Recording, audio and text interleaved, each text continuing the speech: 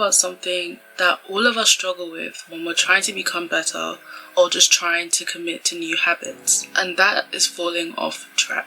I don't know about you, but whenever I start something new, whether it's a challenge, a new routine, a goal, there's this pressure to be perfect all the way through. But the truth is, no one is. Personally, I've already had moments in my 60-day challenge where I've not been fully consistent, where I've missed workouts, I've skipped routines, eaten too much takeout, or just felt off that day mentally. But one thing I will always do is still continue with that journey. Let me share with you all the things that I do to keep on track, even when I do fall off track. What I do to motivate myself to keep going and to not give up. If you're in a season where you've slipped a little bit, just know that it's okay. This is your sign that you can still keep going. Let me share how I personally deal with falling off track and the exact things I do when I want to get back into alignment without beating myself up. If you're in a season where you've slipped a little bit, this is your sign that it's okay and you can still keep going. Firstly, what I want to tell you guys is that falling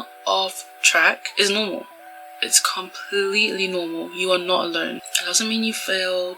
It doesn't mean your goals are over.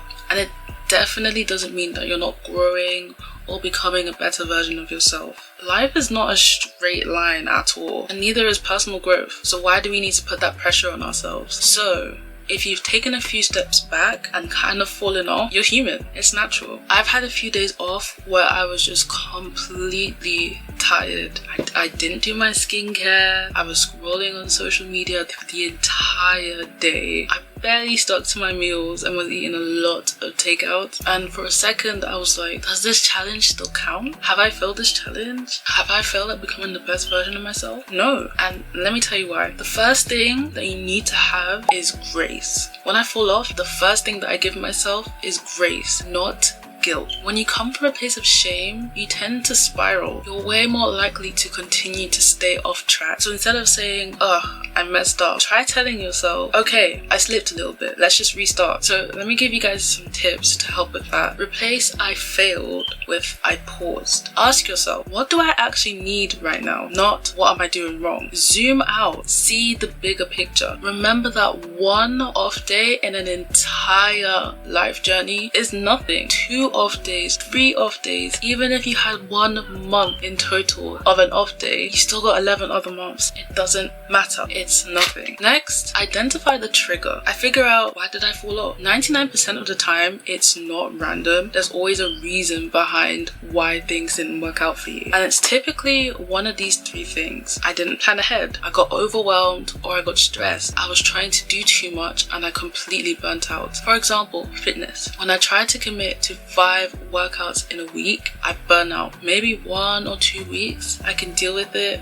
I'm enjoying it, I'm thriving, but it's too much in a small space of time. So I completely burn out and I end up stopping for a week or 2. When I used to try to do too much in terms of fitness, I was in a back and forth of being consistent for a month, falling off, being consistent for a second month, falling off. When I took the time to analyze what I need, reduce the workouts to 3 to 4 days a week, not as intensive as I did the first time, having various intensities and giving myself a lot of flexibility, I've been consistent ever since I started going back to the gym again. And I actually stick to it and continue to this day. So ask yourself, was it timing? Was it stress? Was it lack of sleep? Be gentle, be real at the same time. Next thing I want you to do is to reset with ease. Don't rush into it. I reset, but I don't try to do everything at once. When we fall off, our instinct tells us to do a huge reset in a really short period of time. We try to do all these things, meal prep, deep clean, journaling, meditation, all in one day, and it's too much. It just leads to another burnout. Here's what you should do instead. Pick one small habit to restart first. For example, a better skincare routine, or just waking up early in the mornings. Do that for at least a whole week before you try something new. Or if you want to do a bit more, why not have a mini reset day instead of a huge complete reset? You can tell yourself 2 to 3 tasks to complete in that day and continue to do that for a week until it becomes a consistent habit. Or maybe even 2 weeks. Take your time until it's a natural habit. Even if it takes you 3 months of just changing 2 or 3 things in your life, then romanticize the process. Have fun whilst you're doing it. Don't make it a chore. Don't make it a punishment, or it's never gonna last. So I make sure to ease myself in, adding new things week by week or even month by month. I just make sure to stay consistent. Now the last thing is to reframe the journey. You don't need to be perfect to have that glow up, to be the best version of yourself. You just need to be consistent enough to change. Consistency includes resets. It includes real life. It includes a pause and a restart. It includes adaptation and learning. There is no one perfect journey. If you've fallen off, that's okay. You can pick one thing and start again today if you want to.